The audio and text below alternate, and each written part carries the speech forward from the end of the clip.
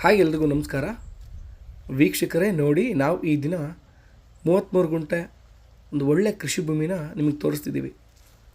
ಟೋಟಲಾಗಿ 1 ಎಕರೆ boundary ಬರುತ್ತೆ, 33 ಗುಂಟೆ record ಜಾಗ ಬರುತ್ತೆ, ಹಾಗೆ ಒಂದು 6ರಿಂದ 7 ಗುಂಟೆ ಖರಾಬ್ ಜಾಗ ಬರುತ್ತೆ. ಬೆಸ್ಟ್ ಲೊಕೇಶನ್ ಅಂತ ಹೇಳ್ತೀನಿ. ನೋಡಿ, ಒಳ್ಳೆ ಬೆಟ್ಟದ ವ್ಯೂ ಕೂಡ ಇದೆ ಜಾಗದಿಂದ. ನೀವು ಮನೆ ಮಾಡಿಕೊಂಡ್ರೆ ಒಳ್ಳೆ ಬೆಟ್ಟ ಗುಡ್ಡಗಳು ಕಾಣುತ್ತೆ. ಪಕ್ಕದಲ್ಲೇ ಮನೆಗಳಿದೆ, ಊರಿದೆ. ನಿಮಗೆ ಸ್ಟೇಟ್ ಹೈವೇಯಿಂದ ಒಂದು 800 ಮೀಟ್ರ್ ಆಗುತ್ತೆ ಜಾಗಕ್ಕೆ. ಮಣ್ಣಿನ ರಸ್ತೆ ಅಂತ ಹೇಳ್ಬೋದು.